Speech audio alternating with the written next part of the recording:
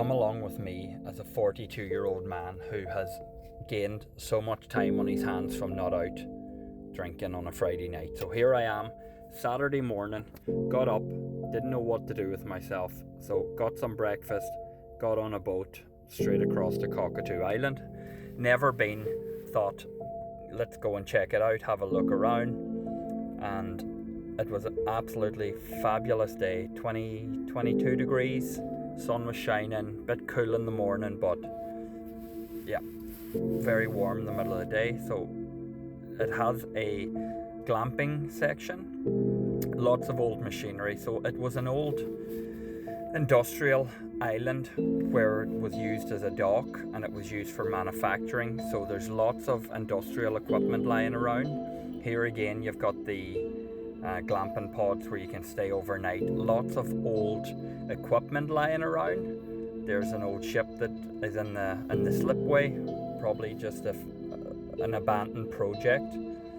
I love old machinery and equipment, so I was really interested in just having a look at all the old cranes. And the amount of boats that people store here is crazy. There must be like a docking system, and lots of old, I don't know, it looks like warehouses, lots of old factories, heaps of tunnels running through the island.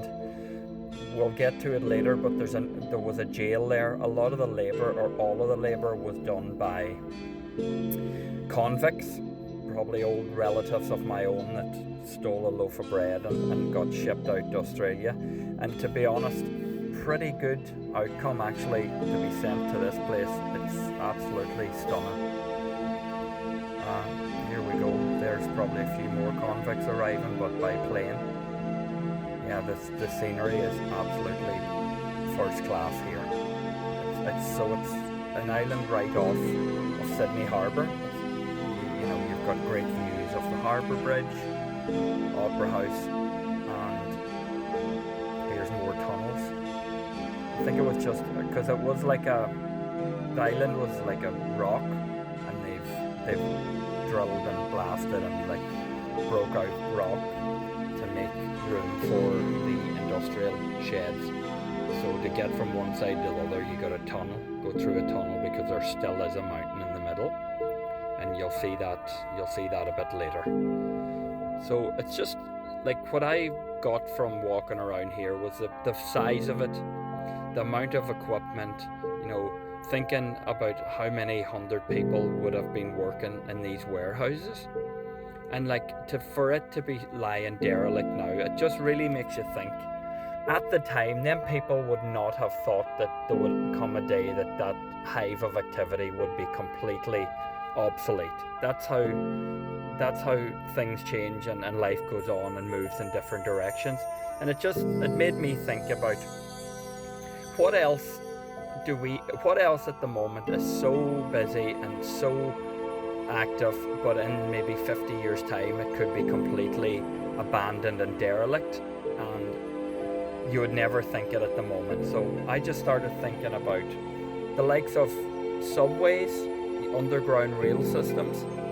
You could never think to yourself that they could be obsolete down in the future, but it's not that far from reality to think that as technology advances and drones and aircraft become more and more prevalent, there's a fair chance air travel will be a lot more common than underground rail systems. So yeah, it's not impossible to think that they could be lying derelict like these old industrial warehouses and factories and old jails. So that was just what I was thinking. Here's walking up to the top of the highest lookout. This is like up on the top of the mountain. You see the old, the accommodation blocks again, but further on you'll see, all the views from the harbour and how nice it is. So this place, I don't think anyone really lives here anymore, but it does be used for a lot of festivals, music festivals, shows. There's a cinema there. I seen 2 cafes and one bar. Well, one bar and cafe, and then just another cafe, which was really cool. And there was lots of people. There was people on tours. I seen one couple had come out there to get their wedding photos taken. What a spot for that. There's a campground cinema. Here is walking through the old jail. So this is what it was like. This is the yard, as they call it, where you get exercise. This must be some sort, it probably was a canteen or food area. Further on, we will come into a section where was solitary confinement. There's no roof on it anymore, but you can see the bars on the windows and how small it was. That's where the real oh, here's me feeding a seagull that was hanging around.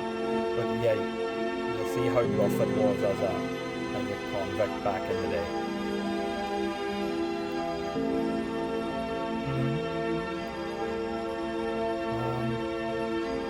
Yeah, so there's the solitary confinement.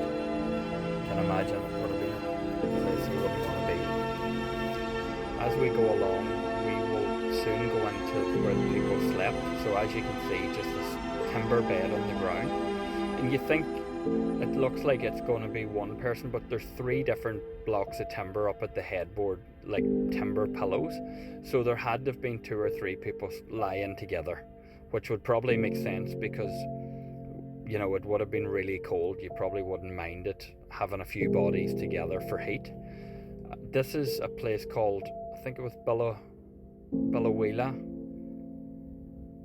House, whatever that was, I'm not sure, but it's a really nice old building with heaps of paintings. And thanks for watching, and I hope you enjoyed it, and I hope it prompted you to get out and about and see a bit more of this amazing countryside, because it really is spectacular. Thank you.